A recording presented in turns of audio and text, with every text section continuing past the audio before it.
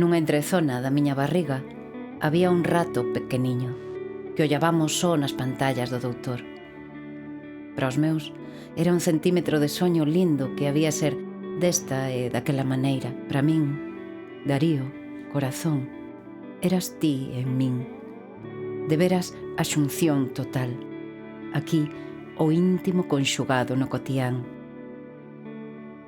Cando decidiu quedarse embarazada de Darío, tiña unha ilusión enorme. E despois, cando naceu Darío, ela cambioulle a cara. Tiña unha cara que a tiña sempre iluminada de alegría, de satisfacción.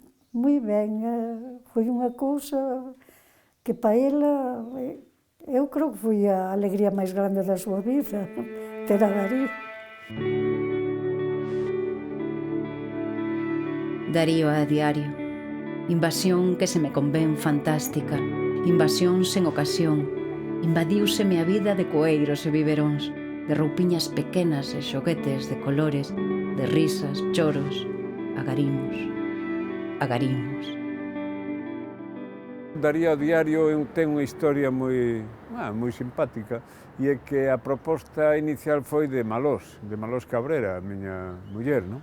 Que insistía moito en decirlle Xela estaba vivindo o embarazo de Darío con moita intensidade, non? E non había nada na literatura galega que unha muller puidese expresar os sentimentos, como había en algunhas outras literaturas, os sentimentos da maternidade, e sobre todo que a visión que Xela tiña da maternidade, que era a creación dunha nova vida a que había que darlle as bases para a liberdade, porque o amor da nai aí non é esa nai posesiva que quere o fillo só para ela, senón que ela di moitas veces que estou dando vida a alguén que vai ser libre e quero que sexa libre e que sexa ademais que teña as súas propias opinións, os seus propios criterios. Ese diálogo ca vida, que tamén o diálogo ca liberdade dende a maternidade, é un diálogo importante. E entón Xela mandoulle a Malós pois un pouco o libro, pero xa non durante o embarazo, senón despois de nacer Darío. Malós leuno e tal, incluso xestionamos a posibilidade de editalo noutras linguas, pero, bueno, eso non foi posible. Malós ten unha carta de Xela onde conta todo iso, unha carta persoal. Entón, vivimos moi de preto a creación dese libro, non?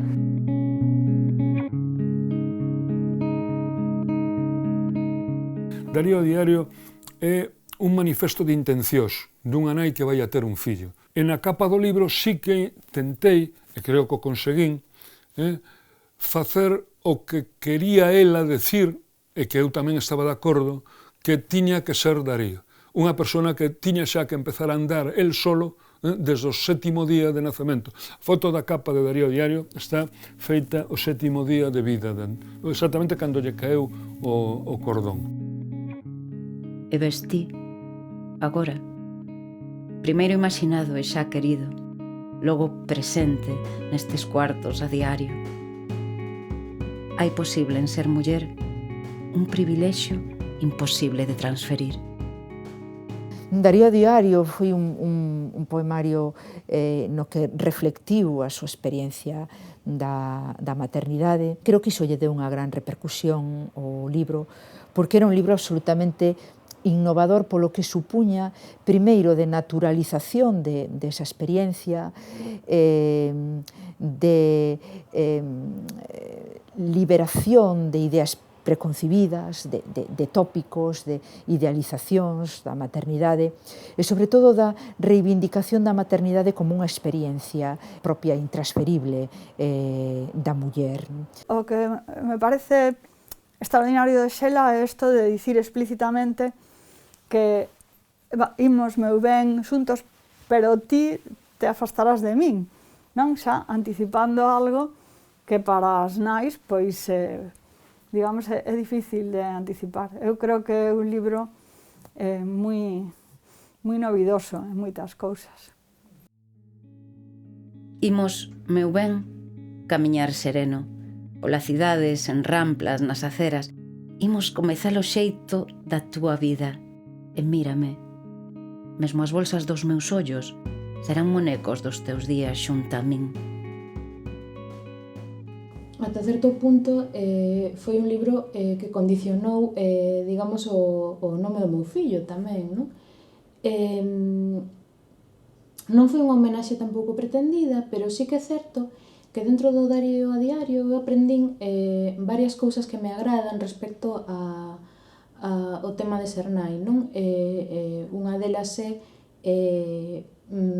a posibilidade de facerse moitas preguntas, non? De poder escribir sobre elas, non? Entón foi un texto para mí importante porque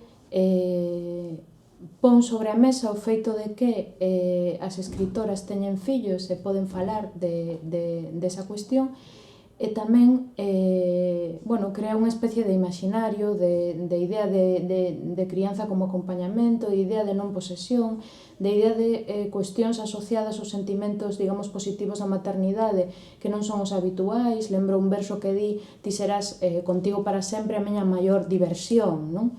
Quero dicir, para min era unha idea que pegaba moito comigo e con aquilo que eu quería construir, a idea de que a maternidade non fose nin submisión, nin protección, nin exclusivamente fragilidade, sino diversión, non? E cousas, que teñen que ver comigo, non?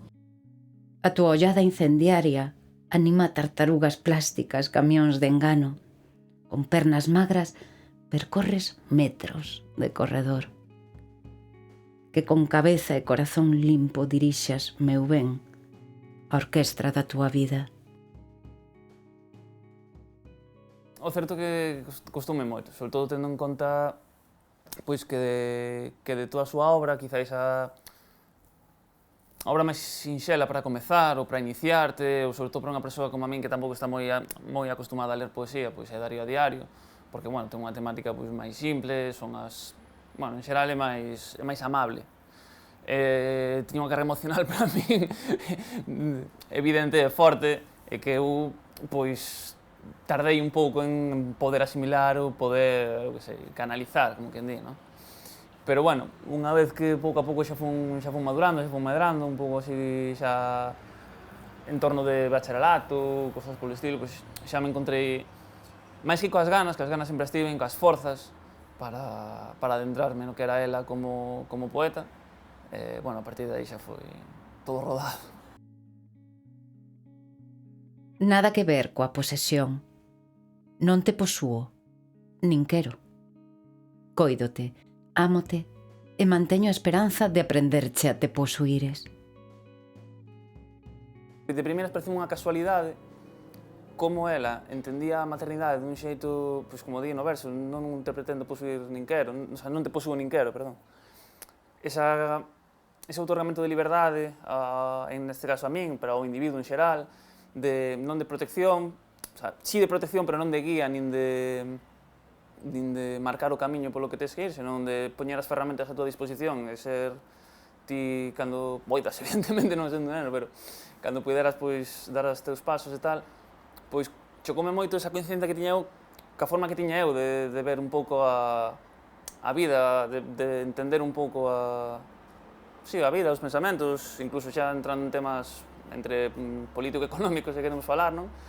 Pero de primeiras chocoume e dixen, ostras, eu que vexo así esa cosa tamén, como buscando ese tipo de liberdade por un lado ou por outros, pero buscando que non haxa esa forza externa que che obligue ou que non che permita desenvolverte por certos camiños e tal, chocoume dicindo, ostras, pois mira, estamos igual. Pero despois pensando, dis, carai, por non decir, carallo, que me educou, quero decir, é evidente que se escribía eso, pensaba eso, educoume neso, e nese aspecto, pois, é unha das cousas que sempre falo, non? Que era moi honesta, era moi consecuente co que pensaba, co que escribía, con como se comportaba. Darío a diario, fantástica invasión. Darío a diario, invasión sen ocasión. Invadiuse a vida de cueiros e biberóns, de roupiñas pequenas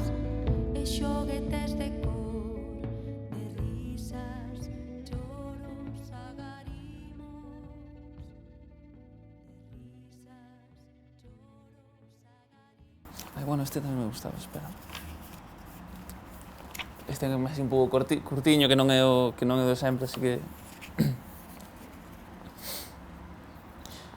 Busco o modo de te acompañar sen estorbo, que sexas o meu carón, feliz e creador de ti. De ti e mailo mundo que apañes.